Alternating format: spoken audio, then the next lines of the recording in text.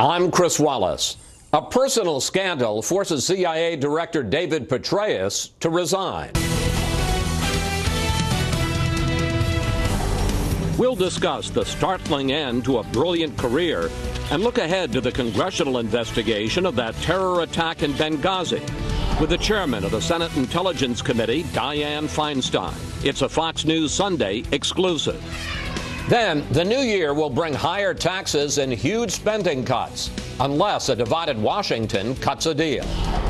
We'll talk with 4 congressional leaders who will play big roles in trying to find a compromise. Republican Senator Bob Corker and Congressman Tom Price, and Democratic Senator Kent Conrad, and Congressman Chris Van Hollen. Plus, President Obama looks ahead to a second term, while Republicans look to regroup. We'll ask our Sunday panel about what both sides need to do moving forward. All right now on Fox News Sunday. And hello again from Fox News in Washington on Veterans Day, when we honor the military for their service to our nation. And sadly, we begin today with the dramatic fall from grace of one of the most respected military men of this generation. CIA Director and retired 4-star General David Petraeus stepped down Friday after admitting to an extramarital affair.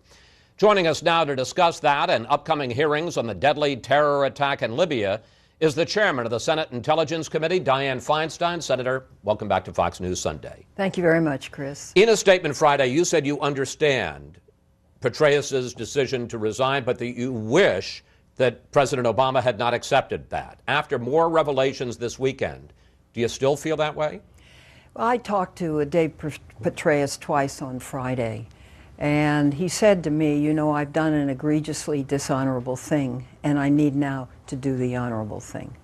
And when I thought about it, and for me, it's a heartbreak. I mean, this is a truly bright man, a credible person, a great leader, and could have really been a super transitional figure for the CIA. This is very, very hard, and I do think he did the right thing. So now you accept that he should have done this. When you realize additional complications, which I did not at the time I spoke to him, I think he did the right thing. I think the president really had no choice but to accept the resignation. Well, let me ask you about those additional complications, because it now turns out the way the FBI found out about this is because Paula Broadwell, the mistress, was sending threatening emails to another woman whom she regarded as a threat to her relationship with Petraeus. What do you know about that relationship between the other woman and Petraeus? Well, there's an FBI investigation that is continuing. I read both the Post and the Times this morning, and it's pretty well laid out, I think. I just hate to discuss it, except to say there are a number of things that one has to consider. The first of which, was there any kind of national security breach? To date, there was not.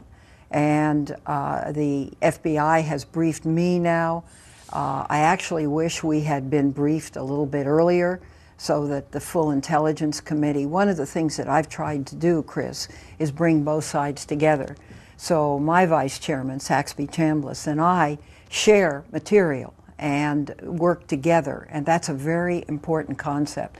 With neither of us knowing ahead of time, all of this obviously comes as a big shock, and we are very much able to keep things in a classified setting. At least if you know, you can begin to think and then to plan. And of course, we have not had that opportunity. We begin our hearings on Thursday. This is an inquiry. It is not a single hearing. There are going to be many different aspects of it.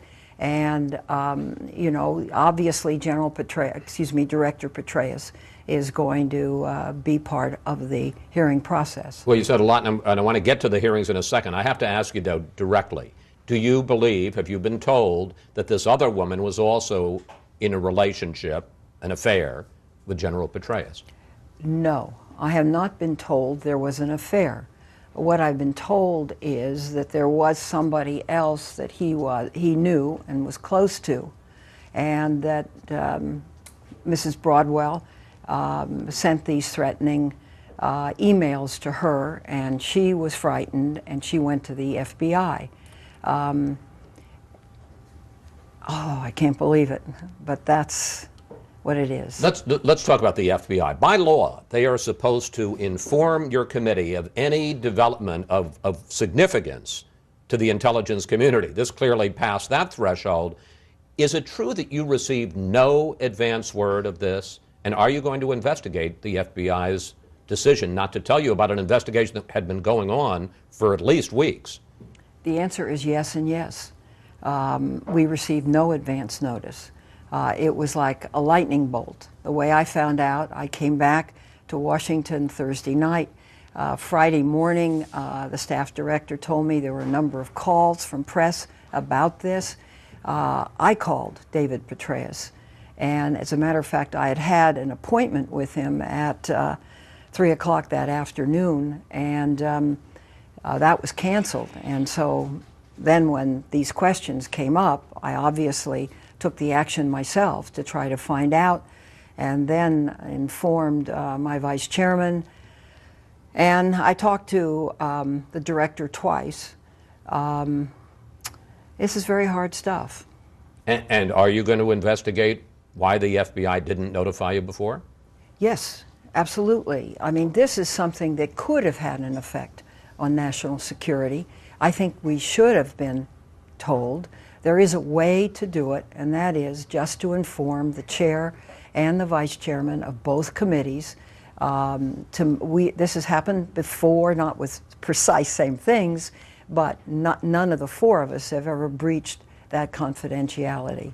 Let me ask you, and you raised the hearings, and we're going to get into that in a moment, but Petraeus was supposed to testify in a closed hearing that your committee is going to hold this Thursday about the attack on Benghazi. Now, because Petraeus has stepped down, his deputy, now acting director replacement, Mike Morrell, is going to testify in his place. One, are you going to insist on hearing from Petraeus at some point? And secondly, do you think there is any link between his resignation and the events in Benghazi? On the events in Benghazi and his resignation, absolutely not. And I think if you really think this thing out, everybody will come to that same conclusion.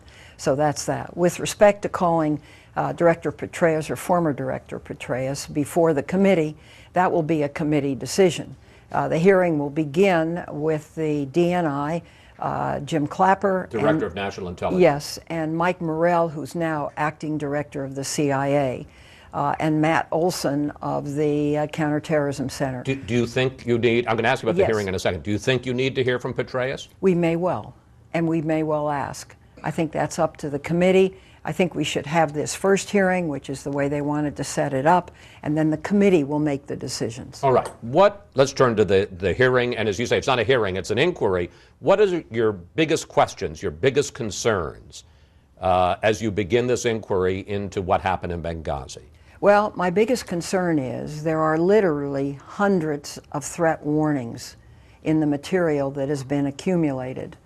There were 5 attacks during the year, one prior attack on the consulate itself. The question I have is, why wasn't something done about it? There are many options. One is to recall the ambassador, sit down with him, have his personal assessment of security, see what you can do, and do it.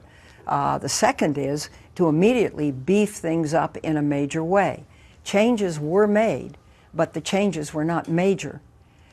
What's clear to me, and I went to the memorial service in San Francisco for Chris Stevens, the Libyan ambassador to the United States spoke, and twice during his remarks he said, "I am so sorry that we could not protect your consulate," which is a total admission that the Libyan government was incapable of protecting our facilities. This raises a major question for the future. We have 285 embassies and consulates over the world, and the threats pour in. What do we do? And let me ask you, if I may, Senator, excuse me, directly. Do you think that U.S. officials in Washington had enough information beforehand, enough of these warnings to beef up security before the attack ever happened? Well, that's the purpose of our inquiry. and that decision will be made by the committee. I've not had an opportunity yet to go through what are thousands of pages. And I want to do that. I want other members to do it. I don't want to jump to any conclusion. But it would appear to me, and this is just me, that the 5 prior incidents in the year, which aren't intelligence, they're not threats, they're actual attacks on the British ambassador, on our consulate once before, on a number of other things on the United States missions. Now, that to me is sufficient intelligence to make a decision.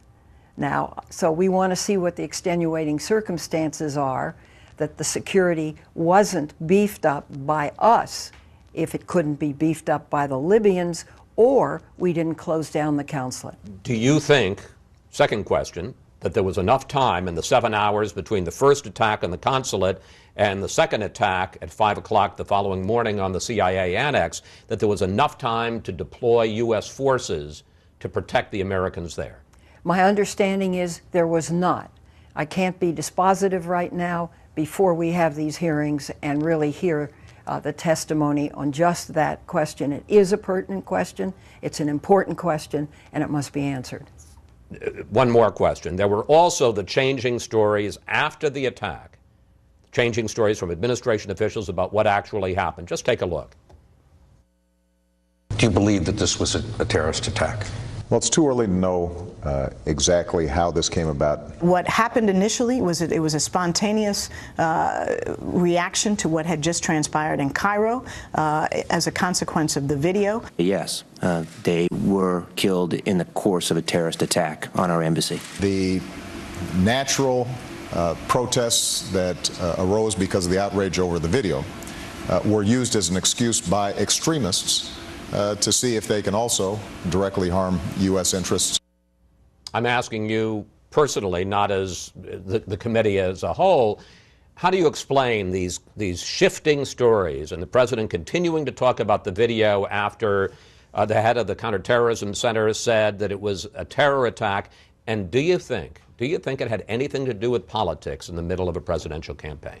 Well, I don't think it had anything to do with politics. I do think it has something to do with our assessment. And, my view is very simple and very direct. The minute you know mortars are used, the minute you know RPGs are used, it's either a terrorist attack or it's a military attack. Those are the only two things it could be. Now, what is a terrorist? A terrorist isn't necessarily all one thing. A terrorist uses the attack as a vehicle, and we all know that now. Therefore, it's pretty clear the minute mortars show up, the minute RPGs show up, you have a terrorist attack. So why was the president a week later talking about the video, especially when it turns out, and they knew in real time, there was never a protest to begin with? These things can be assessed into oblivion, too. And I go by prior incidents. Prior incidents give me a good assessment of whether there's a high likelihood, so that the assessment can be with confidence. And I think that assessment could have been made earlier on with confidence. Having said that, again, I have not seen these hundreds of threat warnings. I want to go through them and look at them. I want to see see, this now comes down to our purpose. We have been very proud that over the time from 9/11, the stovepipes have been down, the intelligence has been better analyzed, it's been red-teamed, it's been passed on. We have a national security branch of the FBI, we have a counterterrorism center, and all of the above. Now the question comes, how does that all really work?